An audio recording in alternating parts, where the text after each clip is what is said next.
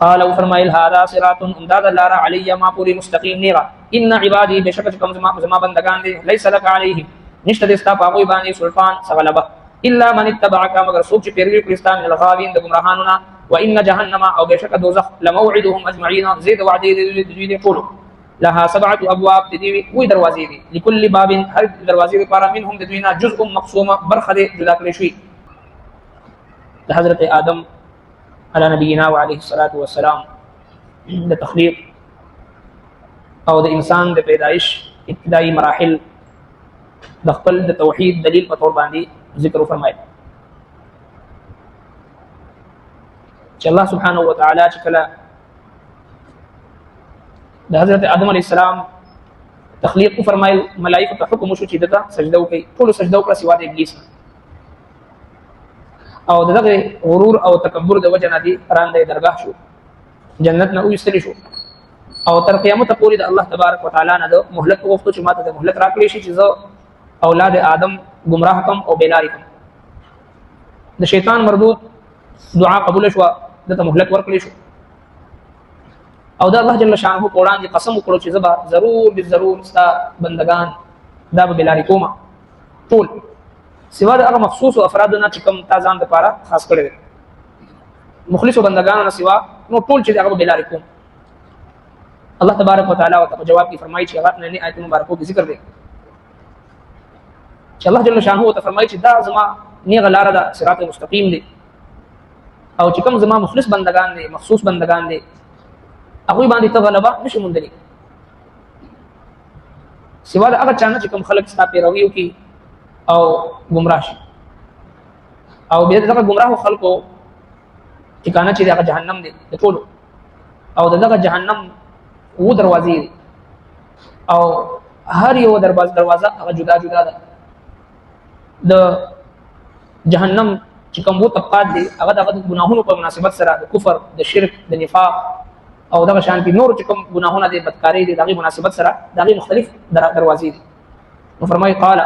فرمایي الله جل شانه هذا صراط امداد لار علی ما پوری مستقیم نه غلار د الله تبارک وتعالى طرف ته کوم لار دا هغه ته صراط مستقیم ویل شي او دغه وجه د چې موږ تاسو په هر منځ او د هر منځ په هر رکعت کې د الله سبحانه وتعالى نه سوال کو چې اهدنا الصراط المستقيم يا الله ممكن نغ لار وخي نغ لار علامات سوي صراط الذين انعمت عليهم اغه لار چې کوم منعم عليهم يعني کوم هدایت یافته خلق دي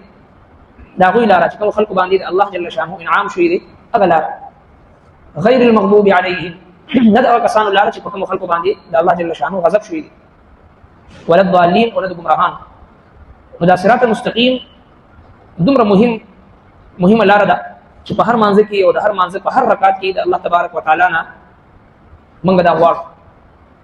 قال هذا صراط علي مستقيم فرمایي چې دا لار زما پوری نه ان عبادي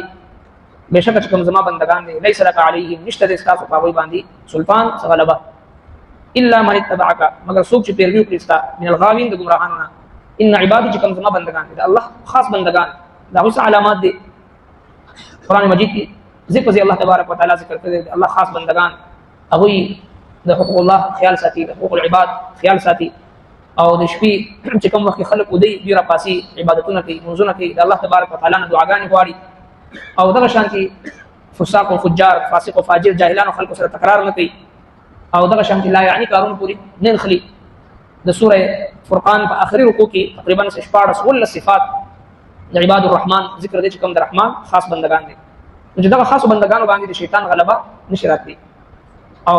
شیطان په دوی باندې داسې ګناه نشي کولی چې هغه د هغه ګناه نه بعد توبه نه څنګه چې انبیای کرامو سره هم د شیطان داسې معاملې رااله داسې وسوسې د آدم علیه السلام او حضرت موسی علیه السلام چې په هغوی باندې یو داسې کار وکړو چې هغه د انبیای کرامو هغه مقام او مرتبه سره مناسب نه خو فورا هغوی چې توبه وستله څنګه آدم علیه السلام ذکر ربنا ظلمنا انفسنا وان لم تغفر لنا وترحمنا لنكونن من الخاسرين شیطان ابلیس ملعون چې دی آدم علیه السلام ته وسوسه واچوله دغه بوټي نه خوراک وکړو همیشه د پاره به جنت کې پاتې شي آدم علیه السلام بی حوا د هغې نه خوراک وکړو او فورا په هغې باندې پښیمانه شو دا دعاګانې شروع کړې توبه تایید شو دغه شانتې موسی علیه السلام هم بیا د الله تبارک وتعالی طرف ته رجوع وکړه نو انبیاء کرام باندې هم د شیطان سنس اثر وشي فورا او د الله تبارک وتعالى طرفنا دا غوي امداد او نصرت وشي د شیطان هغه مکر فریب نه محفوظ پاتې شي. دا سي ګناه په انبیاء کرام باندې یا الله خاص بندگانو باندې شیطان نشي کول چې هغه نه بعد توبه نه. ليس لك عليهم سلطان استاف هغه باندې سبب بني الا من اتبعك مگر سوچ پیروي کړی استاد الغابین د گمراهان. وان جهنم او بشک جهنم چې دی لموعدهم د دوی د وعده زیدي اجمعين د ټول لها 7 ابواب د دې و دروازې د جهنم و دروازې دي ټول نمبر چې کوم دغه جهنم ویل شي او بیا سعير لظى